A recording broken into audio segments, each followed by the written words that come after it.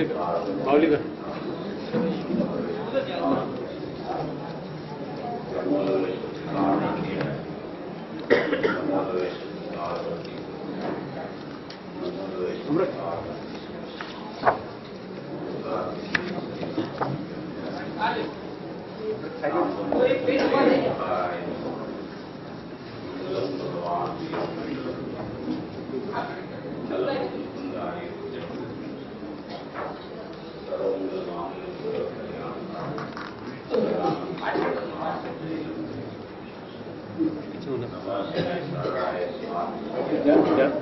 जाता है जी।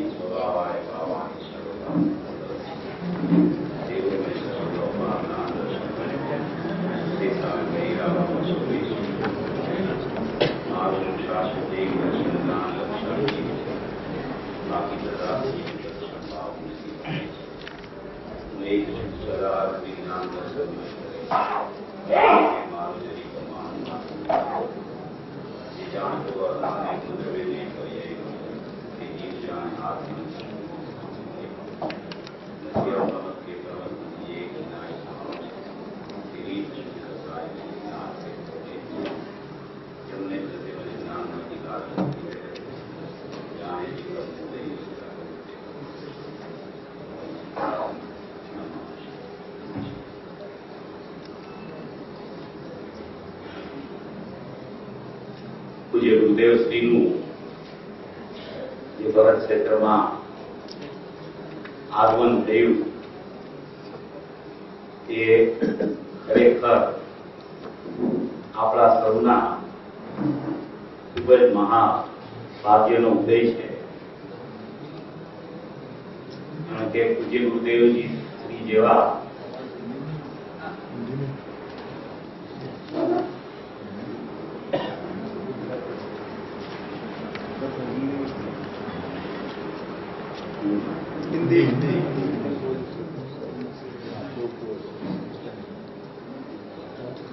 पूज्य गुरुदेव श्री का महाविद्य क्षेत्र से भरत क्षेत्र में आना वो हम सब सभी जीवों का महाभाग्य है. क्योंकि ऐसे पुरुष जो यहाँ आते हैं भरत क्षेत्र में तो वो द्रव्य दृष्टि का दान देने के लिए आते हैं. और द्रव्य दृष्टि क्या है, त्रिकाली ध्रुव परमात्मा क्या है, वो त्रिकाली ध्रुव स्वभाव कैसा है और वो अनुभव में कैसे आए, उसकी दृष्टि कैसे हो जाए और भवी जीव की अनुभूति से मोक्ष मार्ग का प्रयाण होकर मुक्ति कैसे हो, ऐसा मार्ग दिखाने के लिए ही ऐसे पुरुष का यहाँ जन्म होता है. कोई भी ज्ञानी का जन्म यहाँ होए तो वो मुख्यतया दृष्टि का विषय दिखाने के लिए ही ज्ञानी का जन्म होता है. दृष्टि का विषय जो पूज्य गुरुदेव जी द्वारा प्रतिपादित किया गया है वो इतना महिमावंत है, इतना अपूर्व है कि अगर वो दृष्टि का विषय कैसे ख्याल में आए, वो कैसा है, ऐसा जीवों को विकल्पात्मक दशा में भी अगर पता चल जाए तो उसका उपयोग और उसकी दृष्टि वहां विकल्प अवस्था में भी काम करने के लिए तत्पर हो जाए, ऐसा ये पूज्य गुरुदेव श्री का आह्वान है कि सभी जीव भगवान है, सभी जीव परिपूर्ण है, सभी जीव शाश्वत है, उसमें कोई अपूर्णता नहीं है, उसमें कोई अज्ञान नहीं है, उसमें कोई राग द्वेष रूपी परिणाम नहीं है. ऐसा सर्वजीव सिद्ध समान है, किसी को सिद्ध बनना नहीं है, वो स्वयं सिद्ध समान भगवान आत्मा है. ऐसा पूज्य गुरुदेव श्री का महामहिमावंत उपदेश है. पूज्य गुरुदेव श्री ने यहाँ भरत क्षेत्र में आके 45 वर्षों तक ऐसी सिंह गर्जना की कि तू भगवान है, तू स्वयं भगवान है, तू परिपूर्ण है, तू अकर्ता स्वभावी है, तू शाश्वत त्रिकाली द्रव्य है, तेरे में कमी सचमुच में कुछ है ही नहीं। बस ऐसा तेरे को विश्वास करना है। इतना ही तेरा कर्तव्य है कि तेरा आत्मा जैसा है, तेरा त्रिकाली द्रव्य जैसा है, ऐसा तू विश्वास कर ले, ऐसी तेरी श्रद्धा बनाए, ऐसा विकल्पात्मक परिणमन में भी उसका ही विचार किया कर, तो तू स्वयं भगवान है तो भगवान हो ही जाएगा। ऐसा पूज्य गुरुदेव श्री का 45 वर्ष तक उपदेश आया है। और ये जो 175 जो विषय माने की जो गाथाएं 47 शक्ति 47 नहीं, अलिंग्रहण के बोल, अव्यक्त के बोल और श्रीमद राजचंद्र जी के स्वद्रव्य परद्रव्य के बोल, वो सब जो विषय पूज्य गुरुदेव श्री के रोज सवेरे के जो चिंतन के विषय थे, उसी में मुख्यपने पूज्य गुरुदेव का घूटन तो दृष्टि का विषय का ही चलता रहता था। आदर तो उसको इसका ही चलता रहता था और जानने में सब आता था, मगर जानने की सदाई पूज्य गुरुदेव श्री को गौणता रहती थी। जानने का विषय नहीं होता है ऐसा नहीं है, मगर प्रयोजनभूत जो विषय है, जो दृष्टि का विषय है, जो प्रमाण का विषय में से दृष्टि का विषय जो निकालना होता है, वो मूल पूज्य गुरुदेव श्री का उपदेश है। और वही जो उपदेश है उसका ही 45 साल तक पूज्य गुरुदेव श्री ने जयघोष करके घोषणा की है कि तू परिपूर्ण स्वभावी भगवान आत्मा है। बस उतना ही विचार तू कर, तू परमात्मा है ऐसा ही निर्णय कर, तू परिपूर्ण भगवान है वही तेरा ज्ञान में तू अंदर में वही झांका कर, दृष्टि में उसको ही द्रव्य को ही दृष्टि में ले, और कुछ परिणाम जो होता है, जो परिणाम होने योग्य है वो तो होता ही रहता है, वो तो क्रमबद्ध होता रहता है। उसको ना तो कोई फिरा सकता है, ना तो कोई आगे ला सकता है, ना तो उसके ऊपर कोई विश्वास कर सकता है। एक विश्वास लायक चीज है तो परिपूर्ण परमात्मा है, त्रिकाली ध्रुव है, बस उसी का ही पूज्य गुरुदेव श्री ने मुख्यतया उपदेश दिया है। जानने की बात आती है वो पूज्य गुरुदेव श्री करते जाते हैं, मगर गौरपणे करते हैं। मुख्यत्वे उसका उपदेश की शैली में सिद्धांत बोध की सी घटना और परिपूर्णता की ही मूल मुख्यतया बात आती रहती है। ऐसा जो ये विषय है 11 से 16वीं गाथा, मेरे को रजनी भाई ने बोला है कि 11 से 16वीं गाथा लेनी है, तो 11वीं गाथा जो है वो 11वीं गाथा तो पूज्य गुरुदेव श्री को तो बहुत प्रिय थी। वैसे तो सभी गाथाएं पूज्य गुरुदेव श्री को तो प्रिय ही थी और सभी ज्ञानियों को सभी गाथाएं प्रिय होती है। कोई गाथाएं आदर करने के लिए प्रयोजन वाली होती है और कोई गाथाएं निषेध करने के लिए भी प्रयोजन वाली होती है। आचार्य भगवान की कोई भी गाथा होती है वो प्रयोजन भूत ही होती है, वही गाथा आचार्य भगवान लिखते हैं। उसमें जो 11वीं गाथा है वो 11वीं गाथा भी पूज्य गुरुदेव श्री को अपना स्वसंवेदन में निमित्त हुई थी ऐसा कहा जाता है। तो 11वीं गाथा तो बहुत अद्भुत है, जैन दर्शन का प्राण है। 11वीं गाथा में तो सगलाय व्यवहार को अभूतार्थ किया गया है। वो गाथा पूज्य गुरुदेव श्री को जो अति प्रिय थी, वो गाथा अपन पहले बोल के उसका विस्तार चालू करेंगे।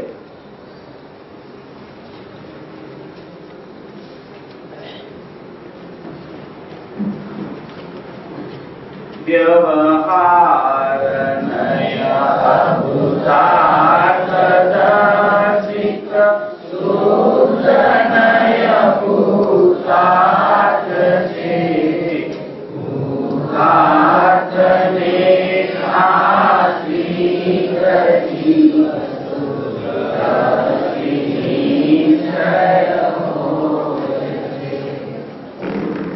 उसका गाथा है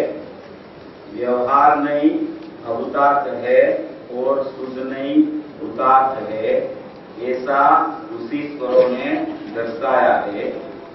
जो जीव भूतार्थ का आश्रय करते हैं वही जीव निश्चय से सम्यक दृष्टि है। अभी यहाँ पे चर्चा व्यवहार नहीं अभूतार्थ है और शुद्ध नहीं भूतार्थ है। दो ही बात एक गाथा में आई है कि व्यवहार नहीं के भी बहुत अर्थ होते हैं।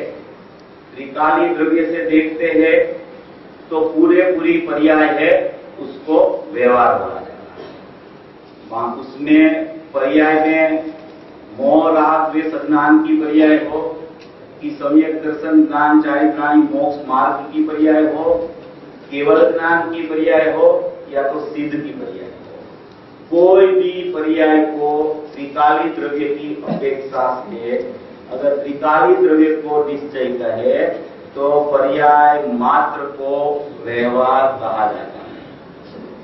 अभी दूसरा केवल ज्ञान की पर्याय को निश्चय कहे तो भाव शुद्ध ज्ञान की पर्याय को व्यवहार कहा जाता है। भाव शुद्ध ज्ञान की पर्याय को निश्चय कहे तो विकल्पात्मक जो भी मति श्रुत की पर्याय हैं उसको व्यवहार कहा जाता है। इस तरीके से व्यवहार का अर्थ होता है, माने कि कौन सी जगह से कौन सी बात बोली जाती है उसके ऊपर निश्चय और व्यवहार का आधार रहता है। मगर यहाँ पे जो बात है वो यहाँ पे जो बात आई है 11वीं गाथा का संदर्भ में जो बात चलती है उसमें 11वीं गाथा में ये जो गाथा थे उसमें शुद्ध नहीं त्रिकाली द्रव्य को कहा है। त्रिकाली द्रव्य ही शुद्ध नहीं है और पर्याय मात्र व्यवहार है, माने कि कोई भी पर्याय में रागादि भाव वर्तता हो कि पर्याय में वितरागता वर्तती हो, कोई भी पर्याय को व्यवहार कहा जाता है। त्रिकाली द्रव्य की अपेक्षा से कोई भी पर्याय का नाम व्यवहार है, ऐसा यहाँ शुद्ध नहीं त्रिकाली द्रव्य को बोला गया है। ऐसा इसमें गाथा में से निकलता है। पूज्य गुरुदेव श्री ने भी यही इसमें से स्पष्टीकरण किया है। अभी व्यवहार नहीं किया है कि व्यवहार नहीं का इसमें निषेध किया है तो व्यवहार नहीं के इसमें 4 प्रकार डाले, कि व्यवहार नहीं है वो व्यवहार नहीं 2 प्रकार के असद्भुत व्यवहार होते हैं, 2 प्रकार के सद्भुत व्यवहार होते हैं। अभी अपन आत्मा की चर्चा करें तो आत्मा में प्रमाण से देखें तो एक तो विनायक भाव है, एक उसका ज्ञान का उपयोग है और एक रागादि परिणाम है। ये ट्रायंगल है, ये तीनों में छुपाई आत्म ज्योति है, उसमें से आत्मा को अपने को खोजना है। उसके बाद तो कहीं आत्मा है ही नहीं, पर में तो आत्मा है ही नहीं। पर को छोड़ के प्रमाण का विषय जो है द्रव्य गुण पर्याय स्वरूप वस्तु उसी में आत्मा छिपा हुआ है, उसमें से अपने को आत्मा को ढूंढना है। अभी एक तो विनायक भाव है, वो जीव तत्व है, उसका प्रकट ज्ञान का अंश है, उसको उपयोग बोला जाता है। और एक औदैहिक भाव रागादि परिणाम उत्पाद वाला भी चारित्र की विपरीत दशा को रागादि भाव भी बोला जाता है। ऐसा गायक भाव त्रिकाली द्रव्य, ज्ञान का उपयोग माने ज्ञान का प्रकट अंश और रागादि परिणाम औदैहिक भाव, ये तीनों एक साथ में रहते हैं। ध्रुव है, नायक भाव है, वो कूटस्थ है, अपरिणामी तत्व है, शाश्वत तत्व है, अभेद तत्व है, उपादेयभूत वस्तु है, अहम करने लायक पदार्थ है, वो ही मैं हूं सचमुच में। और उसके बाहर जो भी ज्ञान का अंश है, रागादि पर्याय है, वो सचमुच में मैं नहीं हूं। वो ज्ञायक भाव है, वो दृष्टि का विषय है, और दृष्टि है वो पर्याय है। ज्ञान का उपयोग है वो भी पर्याय है। रागादि भाव है वो भी एक समय की बहिर्लक्षी पर्याय में प्रत्येक समय में चलते रहते हैं। उसमें ये व्यवहार नहीं, सगड़ाई अवतार यहाँ पे बोला गया है, उसका अर्थ क्या है?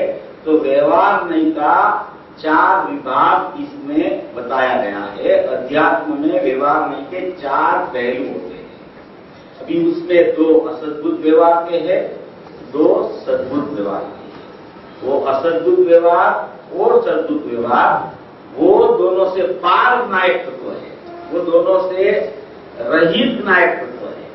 वो नायक तत्व मैं हूं, और ये जो ज्ञान अंश है और राग अंश है, उसमें सद्भुत और असद्भुत व्यवहार लागू होते हैं। अभी उसमें असद्भुत व्यवहार के 2 भेद है, सद्भुत व्यवहार के 2 भेद है। जो प्रत्येक समय की बहिर्लक्षी एक समय की पर्याय में रागादि भाव औदैहिक भाव चलते रहते हैं। प्रत्येक जीव की अभिज्ञान दशा की पर्याय में रागादि भाव चलते रहते हैं। उसके राग के 2 प्रकार है। एक तो राग ख्याल में आता है जीव को, माने कि क्या कि रागादि परिणाम चलते हैं, वो जीव को ज्ञान में पकड़ में आता है।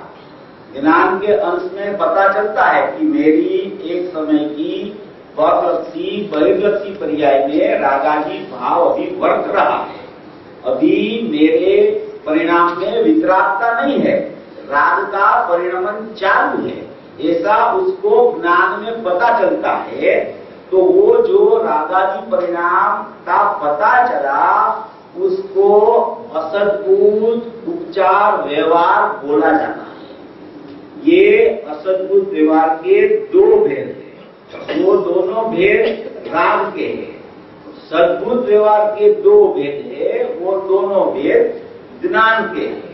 असद्भुत व्यवहार के 2 भेद में से पहला भेद है वो राग जो परिणाम चलता है, वो उसको ज्ञान में ख्याल में आता है, तो उस राग को असद्भुत, जो आत्मा में नहीं है इसलिए असद्भुत व्यवहार माने कि भेद रूप है, और उपचार उसको बोला जाता है कि वो उसको ख्याल में आ जाता है, इसलिए उसको उपचार बोला जाता है। इस अपेक्षा से असद्भुत उपचरित व्यवहार वो उसको राग ख्याल में आता है, उसको असद्भुत उपचरित व्यवहार बोला जाता है। ये असद्भुत का पहला भेद है। अभी उसी समय में, वही समय में, वहां पे ही जो राग है सही, मगर उसको दिखता नहीं है, उसके ख्याल में नहीं आता है।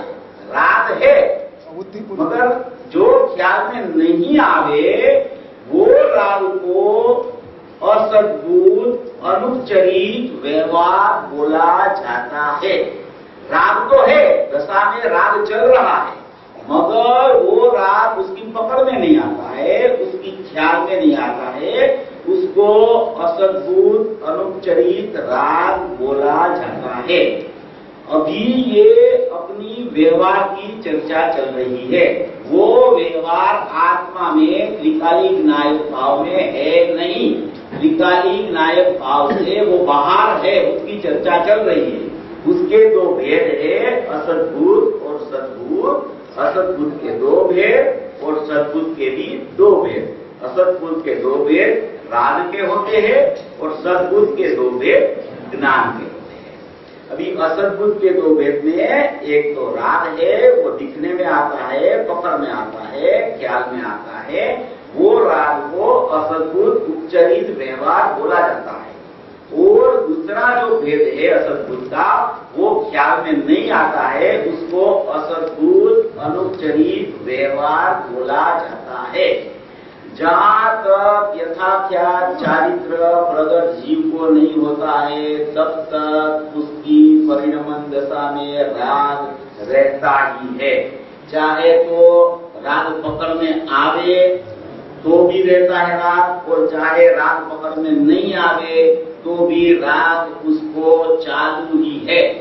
ऐसा असद्भुत व्यवहार का अर्थ पहले भी पहला है।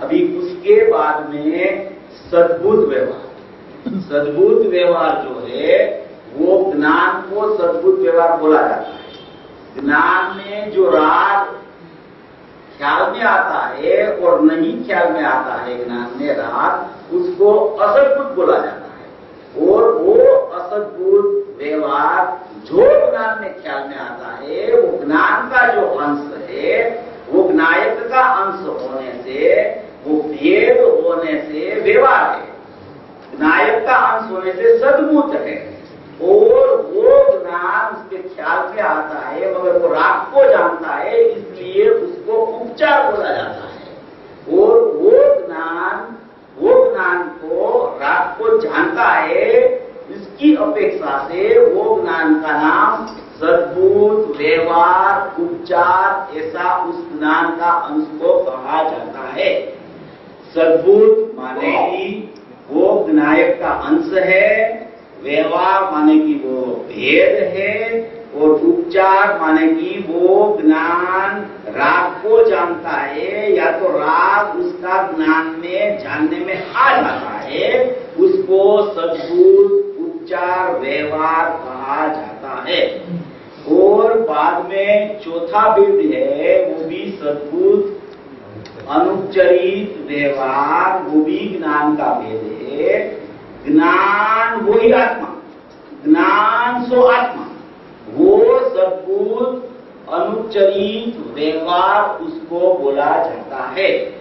तो वो जो ज्ञान जो आत्मा, ज्ञान से आत्मा, ज्ञान वो ही आत्मा, ऐसा आत्मा में कोई भेद नहीं है, मगर ऐसा भेद ज्ञान से आत्मा, ज्ञान को ही आत्मा, ऐसा ज्ञायक में ज्ञान का भेद करके ज्ञायक को समझना, ऐसा ज्ञान का भेद को सद्भुत अनुपचरित व्यवहार कहा जाता है। ये चारों प्रकार के व्यवहार, छठी गाथा जो है, छठवीं गाथा अप्रमद प्रमद दशा वाली, कि अप्रमद प्रमद दशा ज्ञायक भाव में नहीं है, उसमें ये दो असद्भुत के और एक सद्भुत उपचार का व्यवहार उसमें से निकलता है। और सातवीं गाथा में गुरुदेव की जो बात आई है, उसमें से ये चौथा प्रकार वाला ज्ञान को ही आत्मा, वो अंश का व्यवहार, वो चौथा प्रकार, वो सातवीं गाथा में से निकला है। तो ये परिपाठ की जो पहली गाथा से चल चल चल चल के 10वीं गाथा में आई कि श्रुत केवड़ी किसको कहते हैं, कि जो ज्ञान में आत्मा को जाने वो निश्चय श्रुत केवड़ी, और वो निश्चय श्रुत केवड़ी जो ज्ञान में आत्मा को जाना, वही ज्ञान को ज्ञान जाने, उसको व्यवहार श्रुत केवड़ी कहा जाता है। ऐसी परंपरा आते आते आते आते यहाँ 11वीं गाथा में सभी प्रकार के व्यवहार को अभूतार्थ, असत्यार्थ वो कहा गया है, क्योंकि वो अभूत अर्थ को प्रकट करता है, वो भूतार्थ को प्रकट नहीं करता है। जो भूतार्थ भाव, ज्ञायक भाव, त्रिकाली भाव, स्वयं स्वभाव, शाश्वत भाव, एक रूप भाव, नित्य भाव, शाश्वत अभेद एकाकार परमात्मा, ज्ञायक परमात्मा, ध्रुव परमात्मा, उसको जो प्रकट करे उसको ही शुद्ध नहीं बोला जाता है। और ये जो भी नई दर्शाई है, वो कोई भी नई अपने ज्ञायक भाव को प्रदर्शित नहीं करती है, इसलिए ये चारों प्रकार की भेद रूप नई को अभूतार्थ और असत्यार्थ कही गई है।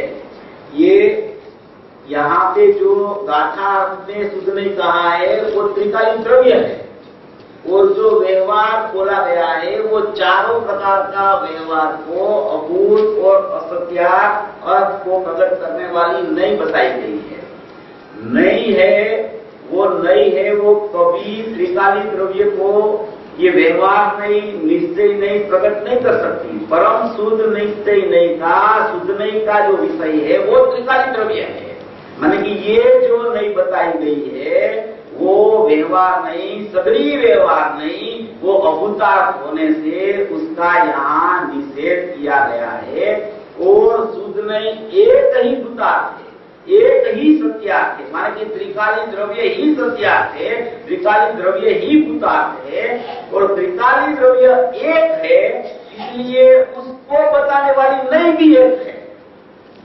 नियम सार का 71वां कलश है, वो 71वां कलश में आचार्य भगवान ने कहा है कि हम जिस नई से देखे कि ये सम्यक दृष्टि है कि ये मिथ्या दृष्टि है, ऐसी हमारे पास कोई नई ही नहीं है।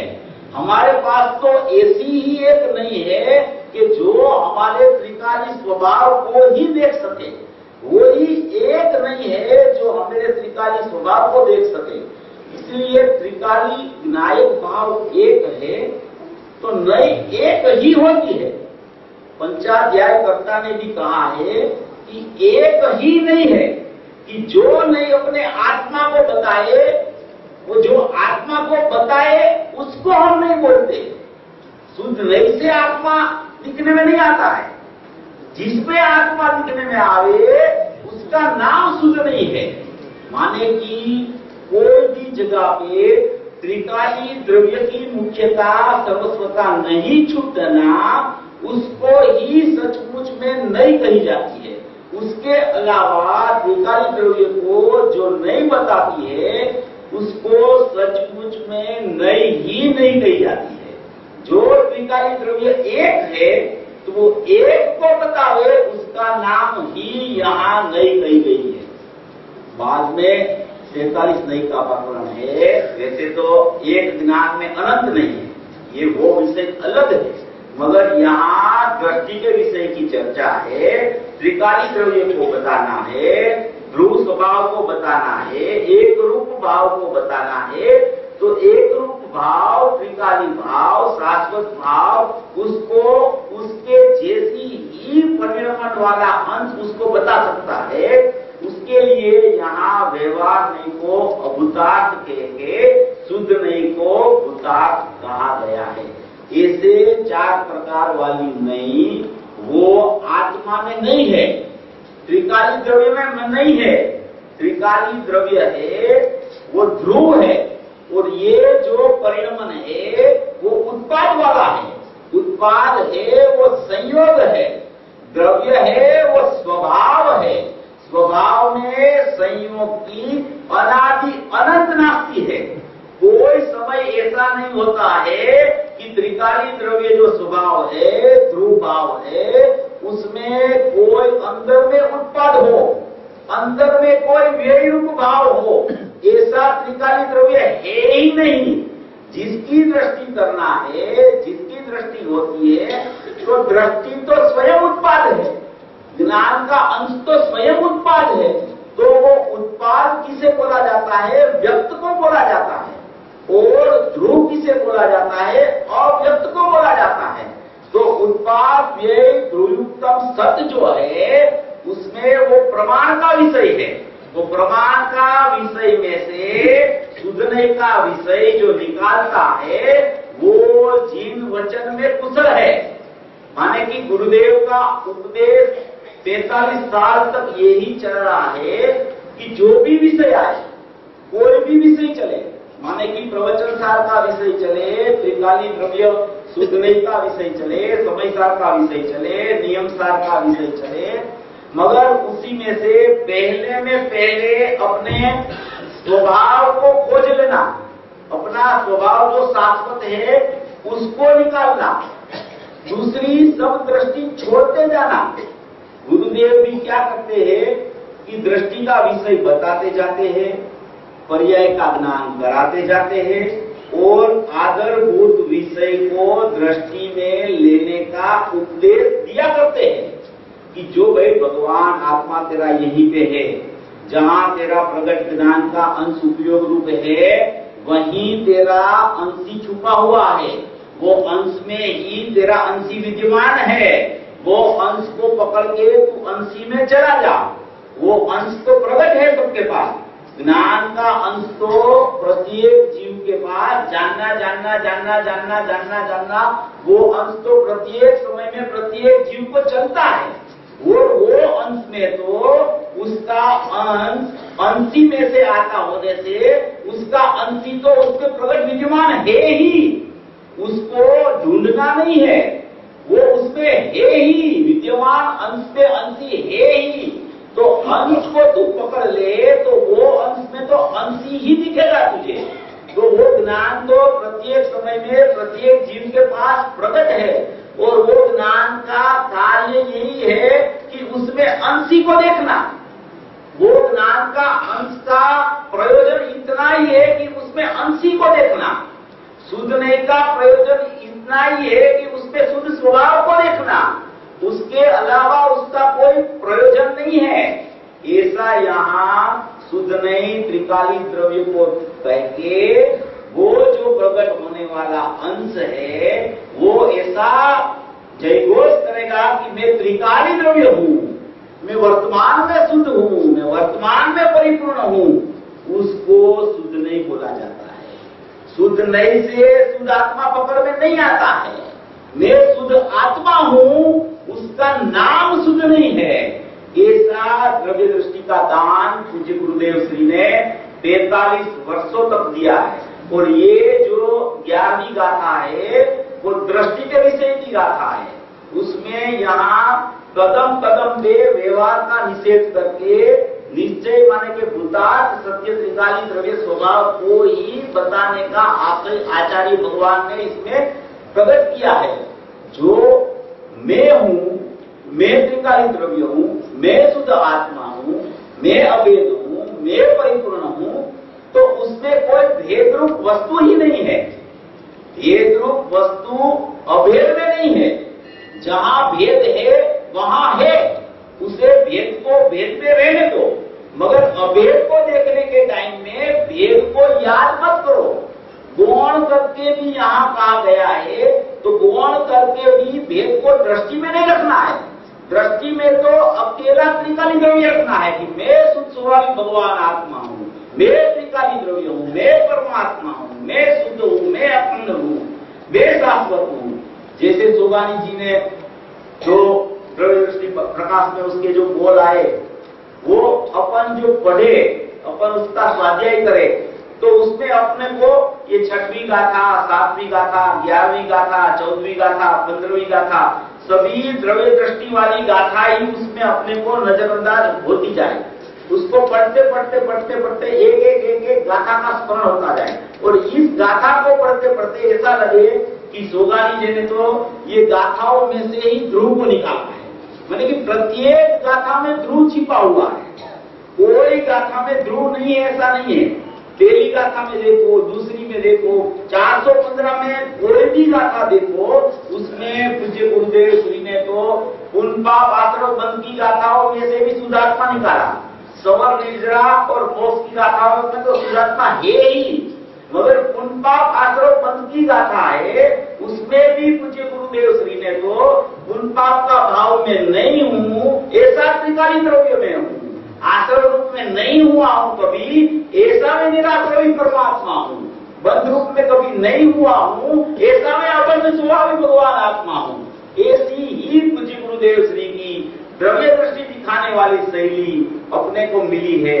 तो अपना सब मुक्त जीवों का कर्तव्य है कि उसकी वाणी सुन के उसमें से अपना भगवान आत्मा को कैसे ढूंढना, ऐसी ही उसमें चिंतन भूमिका की जाए, ऐसी मनन भूमिका की जाए, ऐसा ही अपना प्रयोग चले कि जो जो गाथाएं पूज्य गुरुदेव श्री के माध्यम से चले, उसका जो प्रवचन चले, उसमें से अपने स्वभाव की बात कहाँ आती है, अपना ध्रुव को कहाँ दिखाया है।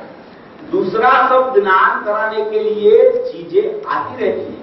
वो गुरुदेव की शैली है कि पर्याय का ज्ञान तो अवश्य कराते जाते हैं। पर्याय में रागादि भाव वैरलक्ष्य में चलता है, रागद्वेष मोह का परिणाम अज्ञान रूप प्रत्येक समय की पर्याय में जब तक अज्ञानी है तब चलता है। बाह्य में कर्म का उदय भी है, उसकी सन्मुख होते उसको अपना मान के जो जीव चलता है तो उसको रागादि भाव, मिथ्यात्व भाव, अज्ञान भाव प्रत्येक समय में प्रकट होता है।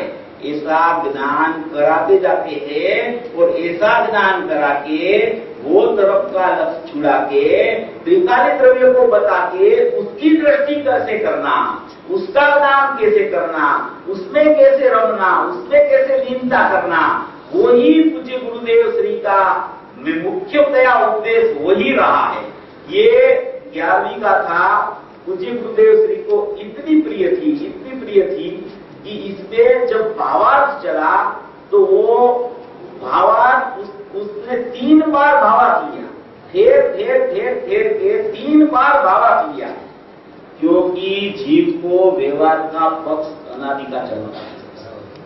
व्यवहार तो उसके पास है ही नहीं, व्यवहार तो निश्चय प्रकट हो उसको होता है। व्यवहार का पक्ष चलता है जीव को अनादि से। इसमें लिया है कि प्राणियों को भेद रूप व्यवहार का पक्ष अनादि से चलता रहता है और माहोमाए अंदरों अंदर उसकी ही चर्चा चलती रहती है। इतना तो व्यवहार होना चाहिए, इतना व्यवहार नहीं होता है तो दृष्टि कैसे होगी, इतना व्यवहार नहीं करेंगे तो कैसे चलेगा। ऐसे व्यवहार का पक्ष जीव अनादि का करता रहता है। मुझे गुरुदेव श्री ने 18वीं बार के प्रवचन में प्रवचन रचनाकर 146वें पाने पे एक बात आई है बहुत मार्मिक। मुझे गुरुदेव श्री ने ऐसा फरमान किया कि पर्याय तो है न, पर्याय को जानना तो चाहिए न, पर्याय को समझना तो चाहिए न। ऐसे करते जीव पर्याय की पुष्टि करके अज्ञान को नष्ट करता है। पर्याय है तो सही न, पर्याय को जानना तो चाहिए न, पर्याय अवस्तु तो नहीं है न, पर्याय को देखना तो चाहिए न, उसका अवलोकन तो करना तो चाहिए न। अरे भैया, जो गुरुदेव के पास जीव आया, गुरुदेव की जो देखना सुनता है, वो जीव को पर्याय का ज्ञान तो होता ही रहता है, वो कभी स्वच्छंदी नहीं होता है। जिसके ऊपर गुरु है, जिसके ऊपर गुरु की वाणी है, वो कभी स्वच्छंदी होता ही नहीं है। इसीलिए पर्याय को देखना बंद करके मैं त्रिकाली द्रव्य हूं, ऐसी द्रव्य दृष्टि करना, ऐसा पूज्य गुरुदेव श्री बार बोलते रहते हैं। वो इशारा करते हैं कि ऐसा जीव मानता है, पर्याय है तो सही में, पर्याय को जानना तो चाहिए न, पर्याय को समझना तो पड़ेगा न, पर्याय का अवलोकन तो करना पड़ेगा न। ऐसा करके करके पर्याय की पुष्टि करके पर्याय दृष्टि रह जाता है अनादि से। तो ऐसा भाव को छोड़ के द्रव्य दृष्टि का जो पूज्य गुरुदेव श्री ने दान दिया है, वो शुद्धमय स्वरूप भगवान आत्मा मैं हूं, ऐसा ही उसको पहले आना चाहिए। पहले पर्याय को जानना, पर्याय को जानते रहना, वो होता है विषय, जानने में आता भी है, मगर वो तो गुरुदेव का प्रताप से उसका स्पष्टीकरण तो बहुत आया है। तो अपन तो गुरुदेव की वाणी रोज गुरुदेव के शिष्य वो सुनते ही रहते हैं, तो उसमें तो सब विषय आता है, मगर अपने को अपना प्रयोजनभूत विषय कैसे निकालना, कैसे उसमें से ढूंढना, कैसे उसकी दृष्टि कर लेना, कैसे द्रव्य को देखना, कैसे उसमें त्रिकाली द्रव्य प्रमाण का विषय में से निकाल देना और अपनी प्रयोजन की सिद्धि अल्प समय में, अल्प काल में कैसे हो जाए, वो प्रयोजन की सिद्धि के लिए ऐसी गाथा आचार्य भगवान लिखते हैं। एक तो जीव के पास टाइम बहुत कम, बराबर है। गुरुदेव का 9-10 हजार प्रवचन तो उपलब्ध, उसमें से मूल उपदेश निकालने की प्रवृत्ति संक्षिप्त में अगर जीव को हो जाए तो द्रव्य और पर्याय 2 वस्तु है, उसमें मैं कौन हूं, मैं कहां हूं, मेरा कर्तव्य क्या है, मेरा अकर्तापना कहां है, मेरा ज्ञातापना कहां है, मेरा द्रव्य कहां छुपा हुआ है, ऐसा उसको देखना, उसी को तो पर्याय बोलते हैं। पर्याय मेरे में नहीं है, उसी का नाम तो पर्याय की स्थिति है। पर्याय मेरे त्रिकाली स्वभाव में नहीं है, व्यवहार नहीं मेरे में नहीं है, उसी का नाम तो व्यवहार नहीं की स्थिति है। उसी का नाम तो व्यवहार नहीं को स्थापित किया गया है। कौन बोलता है व्यवहार नहीं का निषेध करते हैं? कौन बोलता है कि व्यवहार नहीं को उड़ाते हैं? व्यवहार नहीं तो है, तो मेरे में नहीं है। जहां है वहां है, पर्याय पर्याय में है, पर्याय पर्याय में प्रवृत्तिशील है, पर्याय में पर्याय की क्रिया चलती है। मगर मैं तो निष्क्रिय परमात्मा हूं, मैं तो शुद्ध आत्मा हूं, मैं तो शाश्वत परमात्मा हूं, मैं तो अखंड देव हूं, मैं तो जागृत स्वभावी आत्मा हूं। ऐसी द्रव्य दृष्टि बनाना माने कि इसीलिए पूज्य गुरुदेव श्री का जन्म हुआ है, इसीलिए पूज्य गुरुदेव श्री भरत क्षेत्र में आए, इसीलिए पूज्य गुरुदेव श्री को सिमंदर भगवान ने भरत क्षेत्र में भेजा है। नहीं तो पूज्य गुरुदेव श्री यहाँ कैसे आते? क्योंकि पूज्य गुरुदेव श्री का जब यहाँ आना हुआ तभी तो यहाँ कैसा यहाँ का वातावरण था, भरत क्षेत्र का वातावरण कैसा था, आचार्य भगवान के शास्त्र थे, मगर उसका उकेल करने वाला कोई नहीं था। माने की टीका पड़ी थी, आचार्य अमृतचंद्र आचार्य ने 1000 वर्ष के बाद में गुरुकुल आचार्य की टीका भी गाथाओं की बना ली थी, मगर उसका विस्तार करने वाला कोई नहीं था। और आज की तारीख में भी इतना शास्त्र बाहर आ गए, इतनी वाणी बाहर आ गई, आचार्य भगवान के शास्त्र भी बहुत आ गए, मगर अगर आचार्य भगवान के शास्त्र के सामने अपने पास पूज्य गुरुदेव श्री की तीर्थंकर वत अगर देशना न होती तो ये शास्त्र में से ये भाव कौन निकाल सकता? ये कौन बोल सकता कि व्यवहार नहीं सगड़ा भूतार्थ है और सूत्र एक ही भूतार्थ है? ये तो सब पूज्य गुरुदेव श्री की देन है। नहीं तो किसी को पता ही नहीं था कि व्यवहार क्या है, निश्चय क्या है, व्यवहार के भेद क्या है, सद्भुत व्यवहार क्या है, असद्भुत व्यवहार क्या है, अंश किसे बोलते हैं, अंशी किसे बोलते हैं, वो सब तो अपने को सिखाया है तो पूज्य गुरुदेव श्री ने। और वेद श्री तो बोला करते हैं, वेद श्री तो अपनी चर्चा में पहले उसकी शुरुआत ही ऐसे होती है कि पूज्य गुरुदेव श्री सब देखे गए हैं, पूज्य गुरुदेव श्री ने सब कहा है, हम तो उसने बोला है उसका संदेशा देते हैं। पूज्य गुरुदेव श्री सब कह के गए हैं, अपने को इसमें से आचार्य भगवान की गाथा में से अपना संयोग ज्ञान अंदर फोड़ो के कुछ निकालने की जरूरत नहीं है। पूज्य गुरुदेव श्री ने जितना कहा है उतना अपनी समझ में आ जाए तो सम्यक दर्शन तो क्या केवल ज्ञान तक की बात पूज्य गुरुदेव श्री करके गए, उसमें और किसी की जरूरत पड़े ऐसा सचमुच में नहीं है। पूरी बातें पूज्य गुरुदेव श्री 45 वर्ष में केवल ज्ञान तक की सिद्ध दशा तक की बात बता के गए हैं। कोई ऐसा भी बात कान पे आती है कि गुरुदेव ने तो सम्यक दर्शन की ही बात की है, सम्यक दर्शन के आगे की बात तो पूज्य गुरुदेव श्री ने नहीं कही है, वो तो अविरत सम्यक दृष्टि थे। तो केवल ज्ञान की बात अगर अपने को सुननी हो, यथाज्ञात चारित्र की अपने को बात सुननी हो तो अपने को तो कहीं दूसरी जगह जाना पड़ेगा, नहीं तो अपने को वो परिणाम तो आ नहीं पाएंगे। अभी सम्यक दर्शन का तो जीव को पता नहीं है कैसे हुए, और जिसको सम्यक दर्शन होता है उसको तो चारित्र आने वाला ही है, उसको केवल ज्ञान आने वाला ही है।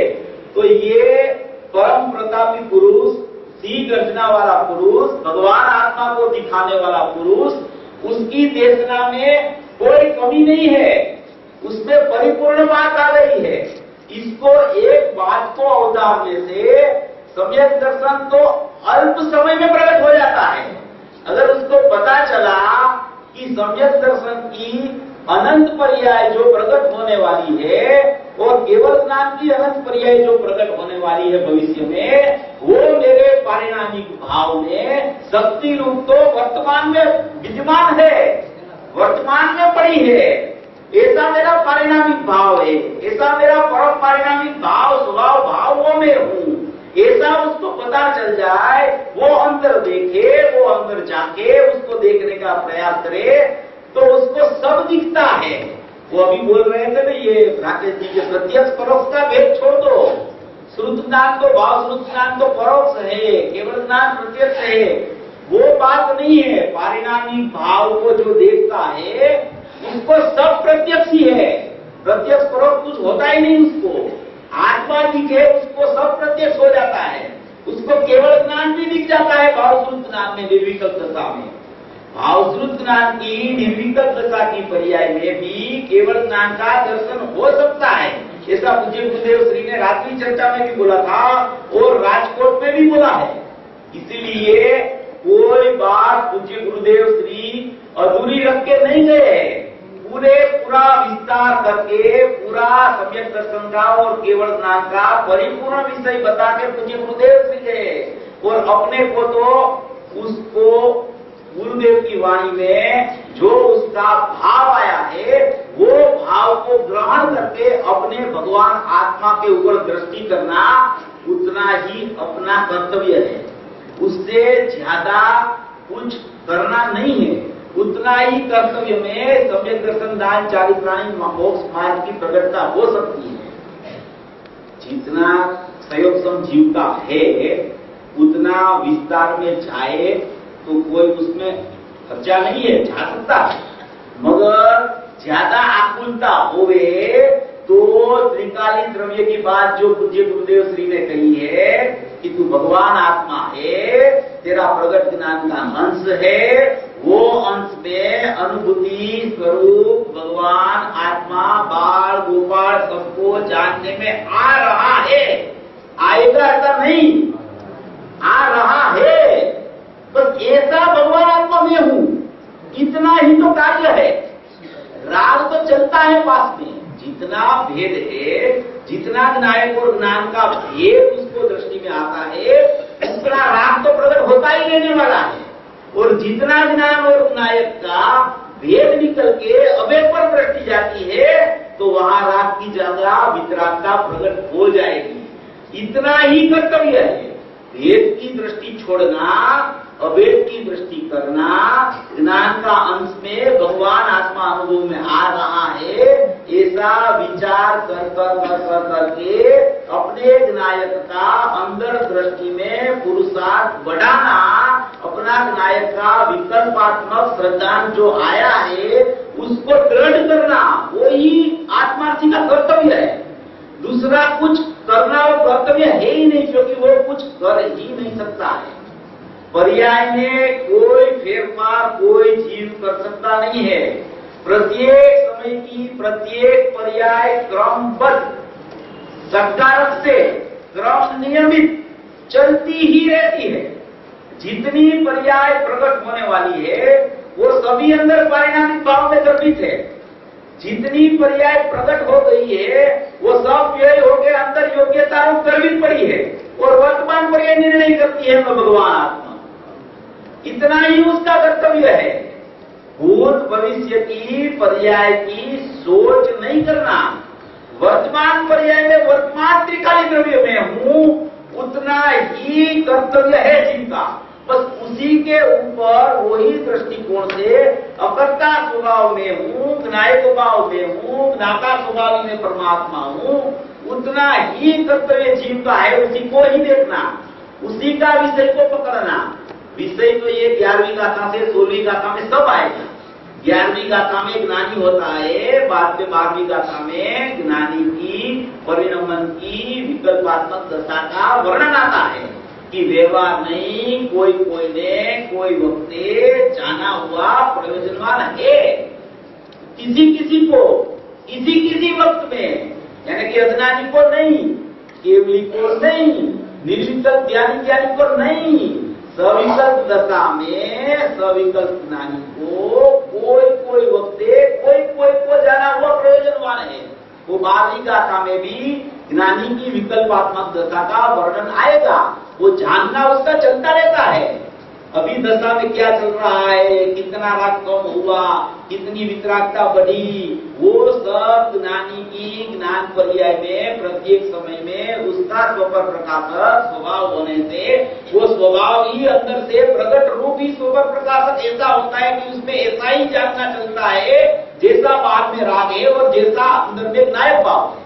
ऐसी ही स्वपर प्रकाशक ज्ञान की पर्याय प्रत्येक समय में ज्ञानी को सम्यक रूप हो गया है तो प्रकट होती रहती है, उसमें जानना चलता रहता है, उसको जानने जाना नहीं पड़ता है। वो ज्ञान में ज्ञान को भेद रूप जानता है तो सब ख्याल में आता है, और ज्ञान में ज्ञान को अभेद रूप जानता है तो उसकी निर्विकल्प दशा चलती है, और वो विकल्पात्मक दशा ज्ञानी की आता है। उसके बाद में जो 13वीं गाथा है उसमें नवतत्व की चर्चा आने वाली है। वो नवतत्व में छुपाएली आत्मज्योति है, उसको उसमें से कैसे निकालना, वो प्रमाण का विषय में से शुद्धि का विषय निकालने की गाथा है। उसमें पहली लाइन में आचार्य भगवान ने लिखा है कि जीवादि नव तत्व को भूतार्थ नहीं से जानने पे सम्यक दर्शन ही है।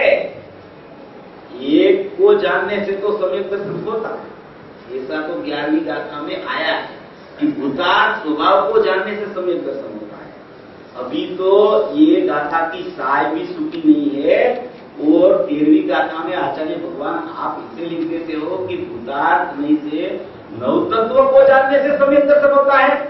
यहाँ तो सभी व्यवहार का निषेध करते हो और वहां नव तत्व को जानने से सम्यक दर्शन होता है, ऐसा आप लिख देते हो। वो भी एक बहुत प्रयोजनभूत विषय है, वो भी 13वीं गाथा में आया है। उसके बाद में 14वीं गाथा में 5 बोल से अपद स्पष्ट नियत अविशेष संयुक्त से भगवान आत्मा कैसा है वो दिखाया गया है कि बद स्पष्ट आदि भावों सभी अवतार है, और अवध स्पष्ट अनन्य नियत अविशेष संयुक्त जो भगवान आत्मा है वही मैं हूँ। बद स्पष्ट आदि भाव तो ऊपर ऊपर चिनते रहते हैं, मेरे में है ही नहीं, ऐसा मैं अवध हूँ, ऐसा मैं अवध स्पष्ट हूँ, ऐसा मैं नियत हूँ, अविशेष हूँ, असंयुक्त हूँ। उसमें अवध स्पष्ट में बंध का निषेध, 4 गति की परिणाम का निषेध, हानि वृद्धि का निषेध, वो सब करके गुणभेद का निषेध करके, असंयुक्त राग का निषेध करके वो 5 बोल से भगवान आत्मा की सिद्धि 14वीं गाथा में की गई है। वो सम्यक दर्शन की गाथा है, और सम्यक दर्शन होता है उसको साथ में सम्यक ज्ञान होता ही है।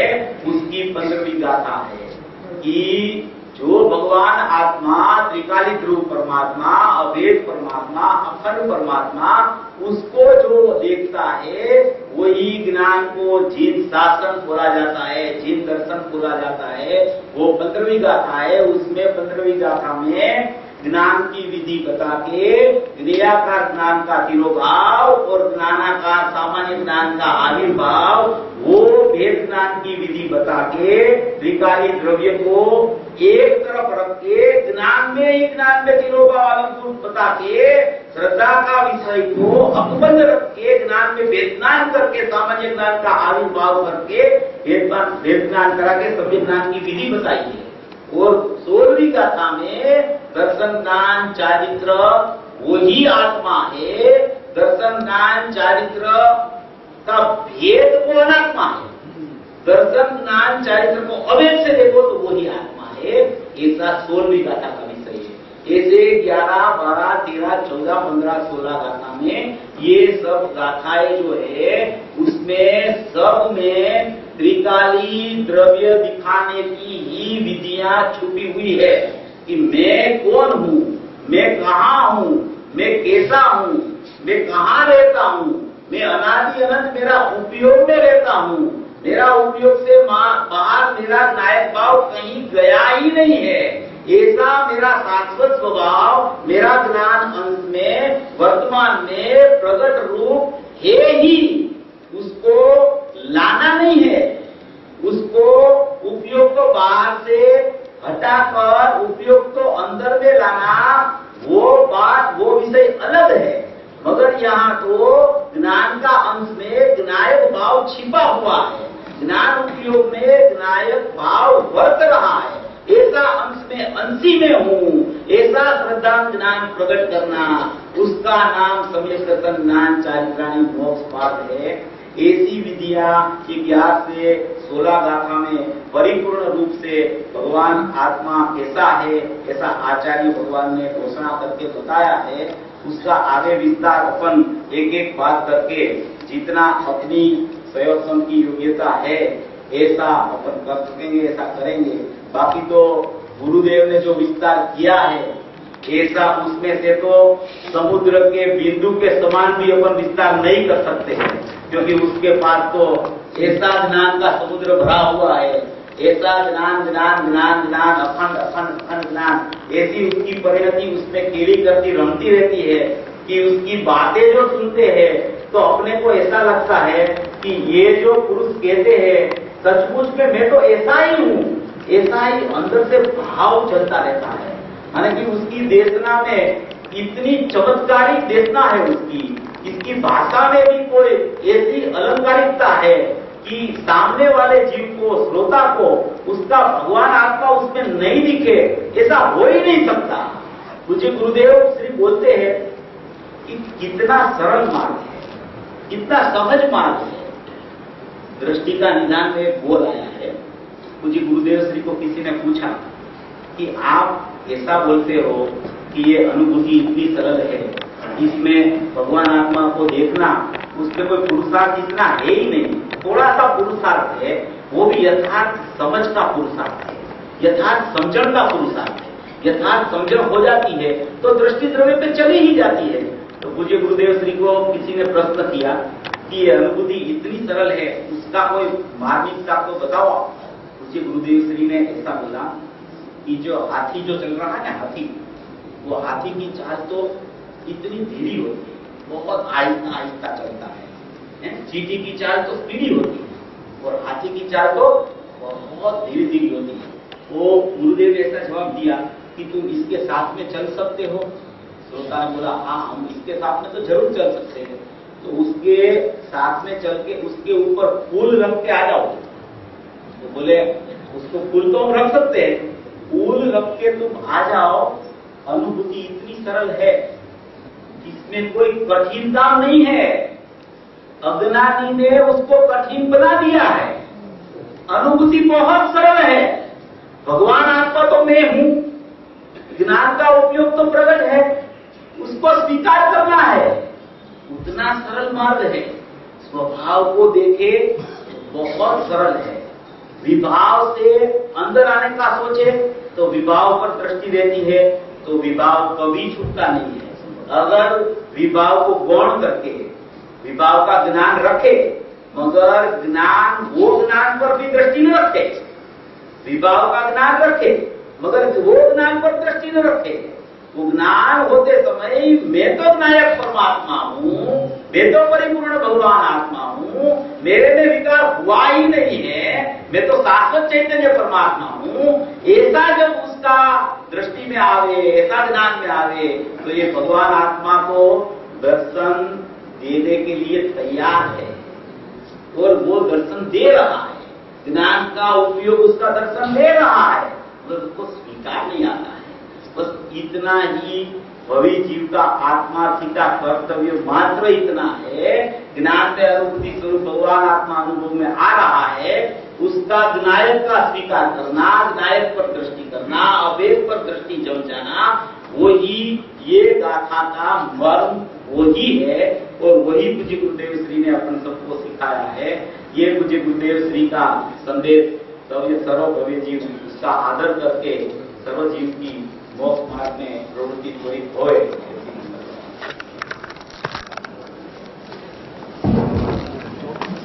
पूज्य गुरुदेव श्री एक बार कहेલું કે ચોથા કાળ કરતા પણ ઉત્તમ કાળ અત્યારે ત્યારે કોઈ એવું થાય કેવી રીતે? તો ગુરુદેવે એમ કહ્યું, હું એ વખતે હાજર હતો, ગુરુદેવે એમ કહ્યું કે ચોથા કાળમાં મુનિઓને ક્યાં ફુરસદ હતી કે તમારી ભાષામાં તમારા ટાઈમે તમને વાત કરે, તમે જાઓ અને મુનિરાજની ઈચ્છા હોય તો વાત કરે, નહીં કહ્યું તો ન વાત કરે. જ્યારે અહીંયા નિયમથી સવાર બપોર અને સાંજ તમારા ટાઈમે તમારી ભાષામાં તમને સમજાવવામાં આવે છે, તો બોલો આ કાળ ઉત્તમ છે કે ચોથો કાળ ઉત્તમ? આ વાત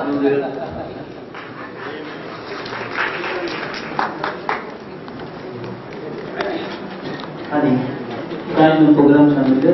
અત્યારે અડધો કલાક ગિરિને ભક્તિજી મંદિરમાં 7 થી 7:15 અધ્યાત્મ પાઠ, 7:15 થી 8 પાંચમું લેક્ચર અભયજી દ્વારા, 8 થી 9 ગૌરગોષ્ઠી અને 9 થી 9:30 सांस्कृतिक प्रोग्राम. ये प्रमाण आज रात्रि का कार्यक्रम. इन लोगों को कुछ प्रश्न है अपने विद्वानों के लिए, तो आपको जो ब्लैंक पेपर नहीं होगा तो मुझे मिलिए, मैं ब्लैंक पेपर टेस्ट करूँगा. So please be free, feel free to ask any question and write down which is the scholar that you want to have the answer from. आप विद्वान का भी नाम लीजिए कि जिसको आप प्रश्न पूछना चाहते हैं.